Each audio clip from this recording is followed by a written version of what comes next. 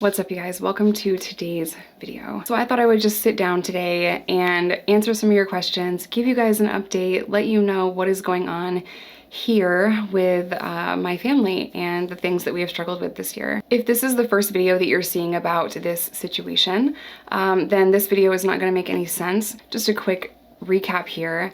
My boyfriend, Reese, of 8 years, father of my children, he relapsed 8 months or so ago. It's been a roller coaster and it's been very, emotionally difficult for me and our family and for him. But I do have some news and I do have some updates for you guys, and we're just gonna talk about it.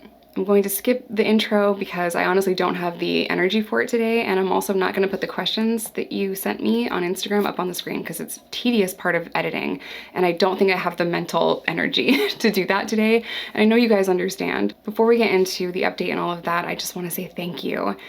You guys have been with me on this journey going on 4 years, and you guys have been so kind and forgiving and encouraging and inspiring to me, and I don't deserve it. I know that some of you are gonna clap back and say, yes, you do deserve it. Others will be like, no, she fucking doesn't. I'm just a chick with like internet access and a camera. Like, I am literally no one special. To me, in my mind, I'm still filming on my floor on my phone. Like that's how this started, and I had no guideline for what to do, and I've made mistakes along the way, and I have shared, some of the most vulnerable and heartbreaking and weird, sometimes funny, and just awkward stories of my life. Some of that details extreme trauma. I've had a lot of friends come on the channel and talk about a lot of really hard topics, and throughout all of that, the Ride or Die crew has been so incredibly kind and encouraging, not just to me, but to my guests. And I just want you to know that the reason why I'm able to continue to be vulnerable and share these things is because you guys over the years have given me the confidence and the courage to do so. And I cannot thank you enough. Minor update, I am going to be filming like these really short, like mini vlogs for my Patreon, kind of just saying how I feel that day. And I have a few of them ready to go. They're vulnerable. I'm crying in some of them, and it's not easy to share. I think that some of y'all need to see how mentally difficult this has been. And I don't think that fits here because, like I said, there were like mini little short videos that I've just filmed on my phone. Okay, I'm rambling. Update number 1. So I'm filming this video Monday. You guys will probably see it Tuesday, September 6th. Hopefully tomorrow, when you guys are watching this, Reese will have started outpatient treatment, or he will be in another appointment to get that squared away, but that process is almost done. The VA has been excruciatingly slow, and it has been kind of frustrating dealing with them. But once you get like all of the appointments and all of the things done, all of the assessments and screenings and all of that, once you get that done, then it's a lot easier. But setting it up it's a lot. He is going to meetings and he wants to get better. He's doing all the things that he has to do to take those steps in that direction, which is the best news. He is even talking about trying Vivitrol. It's a shot for alcohol cravings and addiction. I mean, he even agreed to do a survey through the VA on PTSD and addiction. It helps because if his experience can help someone else, or if his experience can help the VA understand better what to do, then that's great. The military does a great job at teaching you how to be a killer, but they do a fucking horrible job at teaching you how to heal from that. They teach you how to compartmentalize. If your friend dies next to you, compartmentalize, deal with that later, and carry out the mission. You're mission oriented. Well, over time, those little things that you put away in the back of your mind, they come forward.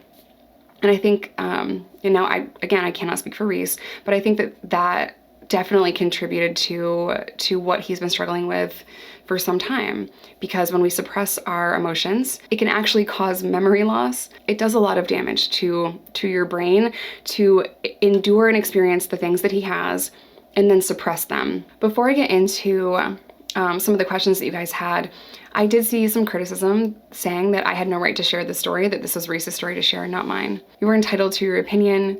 Totally okay to disagree with me and tell me that I am wrong and you think I'm wrong, and all of that, totally understandable, and you have a right to feel that way. I respectfully disagree. Addiction is a family disease. Everyone goes through that with the person. And I never understood it the way that I understand it now. I never understood what Reese's family went through when he was in active addiction 8 years ago, 9 years ago. I met Reese when he was just 6 months sober. And even just 6 months sober, I could not picture him struggling in this way. I just couldn't. If you've ever met Reese or you've seen his videos, then you know this is the strongest man ever. This man has 9 lives. He has been curb stomped in Italy, almost lost his arm jumping into Iraq, burned his face off, face right off, right? Burned his face off, and he's still handsome. I don't know. I don't understand it. So lucky, right? I almost think that part of me didn't think that Reese was like me, if that makes sense. Like, I kind of always thought, for whatever reason, that I was just worse. Okay, so a lot of you guys want to know about our kids and what they know, what we've told them, and what's going on with that. So, Reese and I have a plan, a co-parenting plan, and as long as he's not under the influence, he can come have dinner with them. He can come to game night. He calls and says goodnight to them every night. He has to get better before we can make any decisions about, you know, anything else. But the girls know that he is sick and he's working on getting better. I am really grateful that throughout their lives, Reese has always had to travel for work, you know, where he's gone for a week, or I travel for work and I'm gone for a weekend, or whatever it is. And they're kind of used to that. So that did buy us some time, which is good because you need time before you sit small children down and talk to them. But kids are so smart. Even if you have never had an argument in front of your kids, or if your kids have never been in the house when you and your partner have argued or gotten into a disagreement, my therapist calls them a regrettable incident, and I just can't unhear that. But if your kids have never heard you argue with your partner, that doesn't matter. They still feel that energy. They still can pick up on when things are off. So I'm honest with them. They know that daddy is sick and he's working on getting better, and he loves them very much and he calls them every day. They do also know that we are taking some time and some space, and they understand that as well. Kids are so smart. They know that, hey, if I'm fighting with my sister, I need some time away from her to feel better, you know, to calm down and then have a conversation. So they understand the things that are going on to a point, in age appropriate ways. They haven't really asked a ton of questions, but anytime that they do have a question, I answer it the best way that I can. But I do think that both Reese and I are doing everything that we can to keep their lives as consistent and stable and safe as possible. And I don't know if I really mentioned in my last couple of videos, of course Reese wants their safety as well. Of course he understands that he's not in a good place right now. And everything that I am saying in terms of parenting with him makes sense to him. He gets it. He's not dumb, you know. He wants what's best for them. He wants them safe. He wants me safe. He gets all of that. It's just taken some time to kind of navigate what the best options are. It's taken time for him to get a treatment plan. Okay, about the wedding. A lot of you guys want to know about the wedding. So we were supposed to get married in May of 2022. And that meant a lot to me because, it's as stupid as it sounds, I wanted to get married in 2022 because 022 were my crew numbers, my magazine crew numbers. So it was stupid, and I really did want to get married in 2022, but the universe had a different plan. Okay, so I originally postponed the wedding from May 2022 to May 2023. Now I did that probably 6 or 7 months ago at this point, just so that we didn't lose our deposits. And I was like, I'm not sure what to do. I was scatterbrained, and I thought, oh my gosh, is this just a slip, a setback? How long is this gonna last? He needs, you know, help or treatment for at least a while. So let's postpone a year. So that would give both him and I enough time to figure out what to do. But more importantly, I thought it would give him time to heal. Well, now it's September, so I think it was like a week and a half ago or so now, I officially have canceled everything. The venue, the taco trucks, the DJ, the hotels, the shuttle bus, invitations, which were already printed and I had to pay for, and I don't think we're gonna get any money back. I have a very beautiful, very expensive dress in my closet that I almost wanna set on fire, if I'm being honest. And people are gonna be like, oh my God, why would you say that? Why would you say you wanna set a wedding dress on fire? Like, don't you love him? I'm frustrated. It's been a hard year. And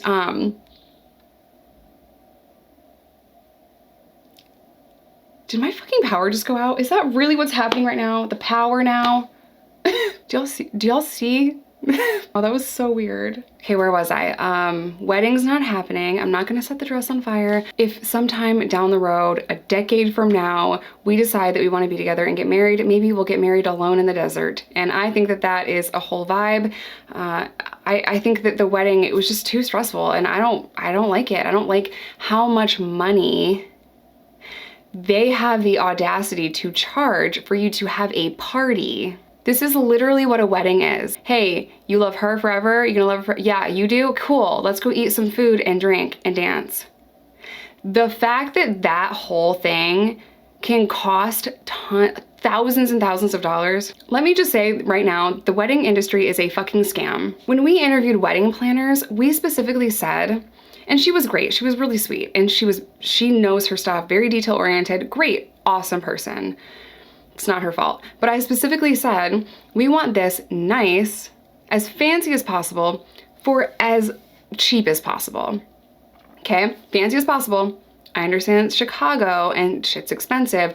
I would like you to not tell people that we want this venue for a wedding. I would like no one to know that it's a wedding, which maybe we can do because all the decor is going to be like skulls and dead shit and flowers and like till death is the theme, right? So can we please try to get this to happen and have it be cool, edgy, and cheap? But they upcharge on flowers, they upcharge on the DJs, all that stuff. They upcharge it because it's a wedding and they know that they can get away with it.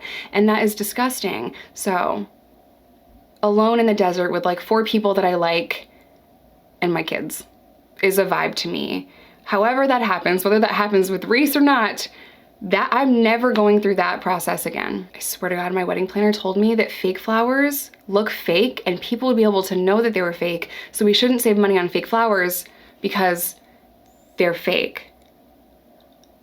First of all, no one gives a shit about the flowers being fake. Not one person is gonna leave that wedding and be like, oh my God, did you see that like they had fake flowers? No. My family is from a town that is 200% below the poverty line, a little Ewok village in upstate New York. You think they give a fuck about fake flowers? They don't, I promise. They're gonna be like, yo, when can we go to the taco truck? No one's gonna care. Anyway, I don't know how y'all deal with me and my rambles and my, oh my God, I'm sorry. So back to this whole addiction recovery thing. I did receive some comments that said, wait, what? Why are you saying that Reese relapsed and you're not saying that you relapsed when you drank alcohol? There is a very simple reason for that. When I uploaded the video of me struggling with alcohol, a relapse on alcohol, if that's what you wanna call it, that's fine. I'm okay with that, I get it. I wasn't even thinking about it like that. I just titled the video what I titled the video. I'm struggling with alcohol, because that was all I could think of to say at the time. But if you guys think that I need to be held accountable and use the word relapse for myself as well, then I'm totally okay with that. I get it. I am not trying to minimize my struggle with alcohol, my relapse with alcohol. I'm not trying to minimize that or make Reese seem like the bad guy and me seem like the hero, or I don't know. My relapse with alcohol is my responsibility. Reese's relapse with drugs and alcohol is his responsibility. Individually, we have a lot that we have to do. We have to get better individually. I do wanna say that people in the recovery community have a tendency, sometimes not everyone, but people in the recovery community, from my experience, tend to gatekeep, nitpick, and argue about verbiage or wording or pathways to recovery, and it is really frustrating, if I'm being honest. I know to some people, putting any kind of substance in your body is a relapse. I respectfully disagree. I think that we can still be friends and have a difference of opinion. I'm also seeing a lot of people in the recovery community, this is my opinion, and maybe I'm way off base here, but I'm seeing a lot of people say, you know, relapse is part of addiction, relapse is not part of recovery. And while I know that relapse is not always in someone's journey, more often than not, most people in active addiction kind of struggle to pull themselves out of active addiction and to get into a place of remission, if you will. So to me, and I don't know if I'm being insensitive, so definitely correct me if I'm wrong, but when I see people commenting, no, relapse is part of addiction, not recovery, the first thing I think of is we're just like rephrasing all of these things. And to me, it just feels very argumentative, and it feels like an attack on someone when they're trying to share what they're going through with addiction as a whole. And it doesn't really make sense to me right now, but again, I might be way off base. Recovery is not one size fits all. It's not linear. There's many different pathways to recovery, and for whatever reason, a lot of people in the recovery community can be really mean about that. They can be really toxic about that. Again, not everyone, but if you're in the recovery community, then you've probably experienced the same thing that I have, where people are like, oh, you're smoking weed, you're not sober. Oh, you drink sometimes when you were a heroin addict 10 years ago, you're not sober. Or you're on medically assisted treatment, guess what, you're not sober. You know what all of that does? All of that just adds more shame, more stigma, and people are dying. Who the fuck cares? What difference does it make to you and your life and your recovery if cannabis is my medicine? How does that affect you? Let me put it this way. Can you imagine how unbelievably frustrating it would be if you get on a medication, which, by the way, that process is not as simple as walking into a doctor's office and saying, hey, I need medically assisted treatment, help me, I'm trying to get out of addiction. No, there's many steps to that, which are time consuming and frustrating and sometimes costly, all the time costly, but it's a journey, it's a process. You go through that whole process, which means that you finally are admitting that you need help. Yay, you get on this medication. That is a transition for you. It's not easy. Your brain is in the process of repairing all the damage that has been done, and it's a journey to even feel comfortable in your own skin. So you go through that, you get a job, maybe you get an apartment again, maybe you get your kids back, or you get to, you're building a life and you're reconnecting with people and you're healthy and you're alive. Maybe you haven't heard, dead people don't recover. So you go through all of that, you fight battles that no one knows anything about day in and day out. You get a lot of really good progress under your belt, and then someone has the audacity to come along and say, you're on Suboxone, you're not sober. Absolutely not. Not okay. It is not okay. So mind your recovery. Mind your own recovery. I don't know why I felt like someone needed to hear that today, but it was really on my heart to share. I just kind of looked through your questions again because I kind of got off track there for a second, sorry. Someone asked if I'm worried about being addicted to weed. No. I know that some people can become dependent on weed. People think that I'm Snoop Dogg because apparently when you tell people that you use cannabis, they just assume that you are smoking blunts to the dome every day, and that is not my energy. Do you?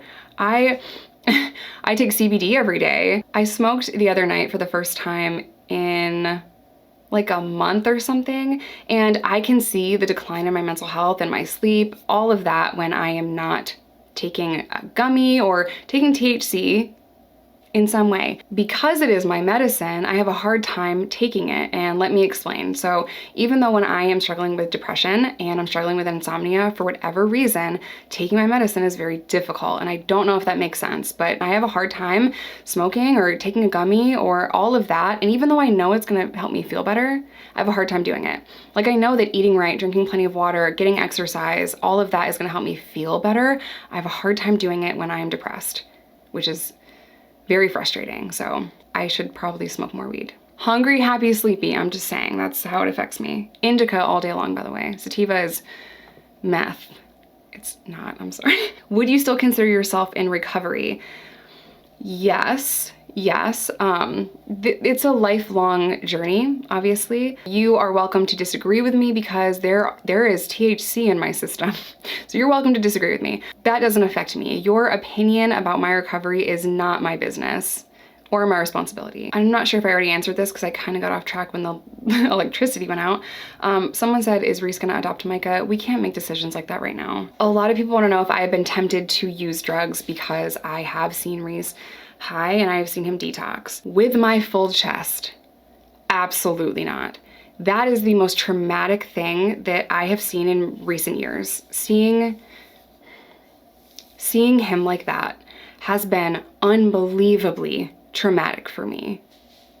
No, the last thing that I want to do is get high. I'm healing me, so all I can do is heal me, be the best version of myself, make sure that I'm mentally okay, make sure my kids are mentally okay and healthy and safe. That's all I can do right now, but that is the last thing that I want to do, is get high. The very last thing. I have to be here for my kids. I have to make sure they're safe and healthy and healing. I have to make sure I am safe and healthy and healing. Okay, last one. A lot of you guys want to know what I'm doing to heal and making sure that I'm okay. That is very one day at a time. Therapy. I've read a couple of workbooks. I've done a couple of workbooks, a boundaries one, and oh my God, I had none. I learned that I overextend myself and give too much of myself to other people, whether that is friendships or relationships, and I do that to my own detriment. And that's a trauma response. I also learned that if you're having full conversations with yourself in your head about a situation that you're going through, not fake conversations that you could potentially have with someone else. No, if you're having full conversations with yourself about a situation that's going on in your mind, even if you're saying it out loud or in your head, that is also a trauma response from not having safe people in your life. I've also learned recently that suppressing your emotions can cause memory loss. And I have also noticed that my symptoms with ADHD throughout the years have become increasingly worse because of the emotional things that I've gone through over the years. If you're struggling with someone that is going through active addiction and they're your partner, please hear me when I say this. Do not give them the power to bring out the unhealed, triggered version of yourself. No one has that right, and you worked way too hard to heal all of those things. I highly recommend going to Al-Anon. I highly recommend therapy and making sure that you are healed so that that person is not bringing out a side to you that is not the best version of you. You can't stop them, you can't control them. All you can do is control yourself and how you respond or how you choose not to respond to that situation and that person. And that's all I can do. All I can do is take care of me and take care of my kids and make sure that I'm healthy and healed. And as much as I say that, I know that that is very difficult.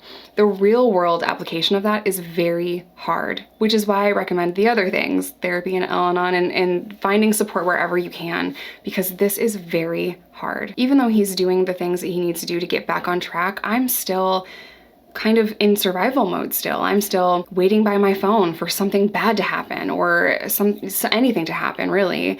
I'm still losing sleep. I'm still scared. I'm still worried, and I kind of live in that constant state of that. It's something that I have to work on day in and day out. It's something that Reese doesn't understand in this moment, and I have had to understand and learn that Reese's experience is completely different.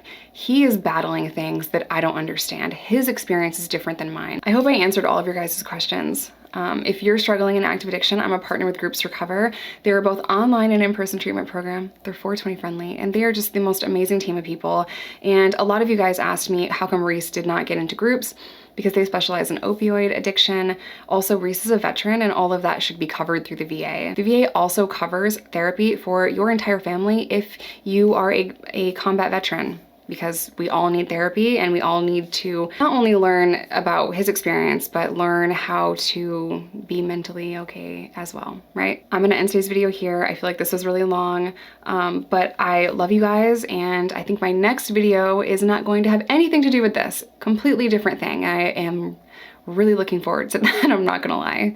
But I love you guys. Stay safe, stay in recovery, whatever that looks like to you, and I will see you guys in my next one. Bye.